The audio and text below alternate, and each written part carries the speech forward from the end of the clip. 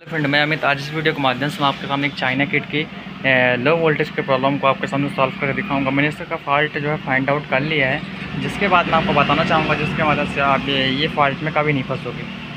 तो चलिए हम इस फॉल्ट के वीडियो को ऊपर शुरू कर देते हैं। ये है मेरा एक किट, ये है मेरा एक ट्यूब और ये है मेरा चाइना PS3 8873 वाला IC। आपने बहुत सारा देखा होगा, बहुत सारा किट आपने रिपेयर भी किया होगा। तो उम्मीद करते हैं कि ये वीडियो में आपको कुछ नया इन्फॉर्मेशन मिलेगा।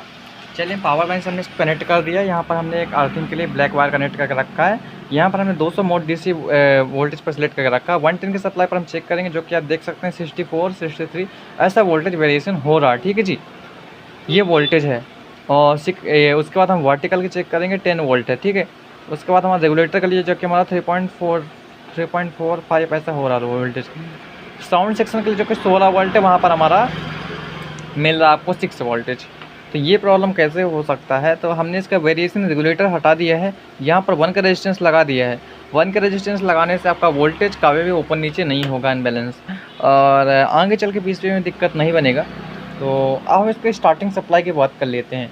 तो यहाँ पर हम एक प्रोब को रखेंगे और हम इसका स्टार्टिंग सप्लाई को मैं आपको चेक करके दिखाता हूँ। काफ़ी ज़्यादा टफ हो जाता है रिपेयर करना, क्योंकि एक हाथ से वीडियो बनाना पड़ता है। इसके प्लस वाले पॉइंट पर जो स्टार्टिंग सप्लाई है, ये देखें, ये प्लस वाले पॉइंट पर यहाँ पर हमारा 10 वोल्ट है, जो कि हमारा कम सप्लाई है। तो हमारे सप्लाई कम होने का जो मेन रीज़न मैं आपको बताता हूँ, ये जो यहाँ पास एक पिन है बीच वाला, तो यहाँ पर आप देख सकते हैं यहाँ पर हमारा 10 वोल्ट की सप्लाई है। तो ये सप्लाई को मैं तो जो हमारा स्टार्टिंग सप्लाई का प्रॉब्लम होता है, तो मैं आपको बताना चाहता हूँ, स्टार्टिंग सप्लाई अगर यदि बूस्ट ना हो, चाहे सेकेंडरी की सप्लाई बूस्ट ना हो, कोई भी सप्लाई, वो लाइन का मेन होता है मुख्य रीजन उसका कैपेसिटर।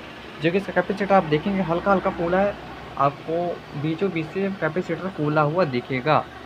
लेकिन फ्लैश को हम बंद कर देते हैं, ये देखिए थोड़ा सा ऊपर की ओर उठा हुआ दिख रहा है। तो हम इस जगह पर क्या करेंगे, सिंपल सा प्रोसेस है कि इसका जो सेकेंडरी में लगा हुआ कैपेसिटर है, सिंपल से वहाँ पर हम इसको चेंज करेंगे। तो इसको चेंज करने के लिए अब हम क्या करते हैं कि जो हमारा कैपेसिटर है, हालांकि मैं ऊपर से लगा के आपको भी दिखा दूंगा और फिर फाइनली फिटिंग करके दिखा दूंगा। कैपेसिटर में आपको ध्यान देने वाली बात है कि नेगेटिव और पॉजिटिव, जो डंडी वाला पोर्शन होता है वो नेगेटिव होता है, ये डंडी वाला जो पोर्शन होता है नेगेटिव होता है। ठीक है जी, इस कैपेसिटर का हम वैल्यू देखेंगे 50 33। हमारा ये 50 वोल्ट 33 वोल्ट का कैपेसिटर है। इसी जगह पर हम यहाँ पर लगाएंगे, मैं आपको कैपेसिटर दिखाऊंगा। मेरे पास एक 50 वोल्ट और 100 का कैपेसिटर है, हम इसको लगा देंगे। ध्यान देने वाला बात है कि आपको इसका पॉजिटिव को ध्यान देना होगा।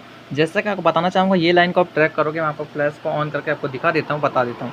तो ये लाइन को अगर आप ट्रैक करोगे तो ये आपका आ रहा कहाँ, आप ध्यान दो। पहले ये लाइन यहाँ पर यहाँ आ रहा है, ये यहाँ पर आ रहा है जंपिंग माध्यम से, और यहाँ पर हमारा ये देखें डायोड का प्लस इस साइड है, तो मतलब यहाँ पर प्लस लगेगा और यहाँ पर माइनस लगेगा। हालांकि PCB में भी सिंबल बना हुआ होता है, तो मैं आपको बताना चाहूँगा और दिखाना चाहूँगा।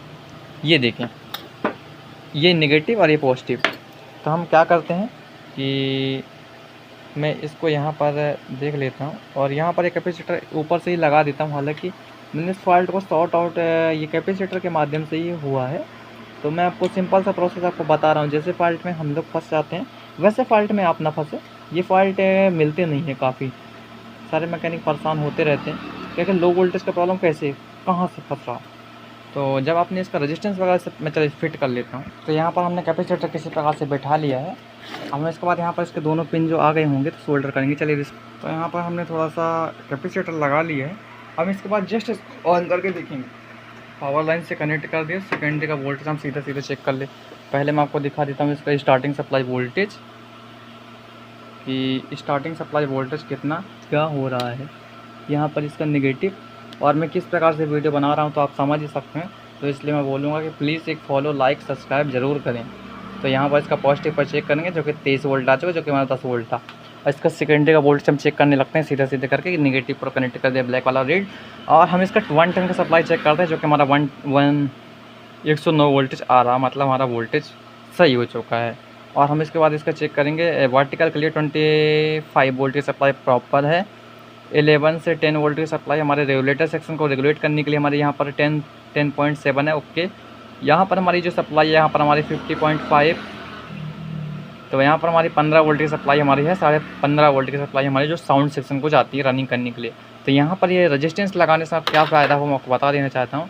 रजिस्टेंस लगाने से ये हुआ कि आपका जो वेरिएबल क्या बोलते हैं, वेरिएबल प्रीसेट होता है, हमने प्रीसेट लगाया 1 साल तक चला, फिर हमने चेंज कर दिया प्रीसेट, फिर 1 साल तक चला, तो प्रीसेट ख़राब होता रहता है। लेकिन फिर मैंने रजिस्टेंस लगा के दिया, तो हालांकि अभी सेट मेरा रिटर्न नहीं आया। मतलब साल ऐसा नहीं है कि अब 2-4 दिन में ही रिटर्न आ जाएगा, साल 1.5 साल तक चलता है, और काफ़ी अच्छा प्रीसेट होगा तो लॉन्ग टाइम तक भी चलता है। बट मैं रजिस्टेंस लगाना अपने अनुसार सही समझता हूँ, उससे क्या होता है, वैल्यू थोड़ा सा भी डिफरेंस नहीं होता। तो यहाँ पर आप रेड, ब्लैक और ब्राउन कलर है, तो ये हमारा 1K का रेजिस्टेंस है। तो यहाँ पर लगाने के बाद हमारे जहाँ पे यहाँ LG का लोगो आ चुका है। हालांकि हमारा चाइना के टेस्ट में हमारा LG का लोगो फीड किया गया है। Thanks for watching video. यदि मेरा वीडियो इन्फॉर्मेशन लगा हो तो आप मेरे चैनल को प्लीज़ सब्सक्राइब और रख लें इस वीडियो देखने के लिए। मिलती है किसी नेक्स्ट वीडियो पर। Thanks for watching video.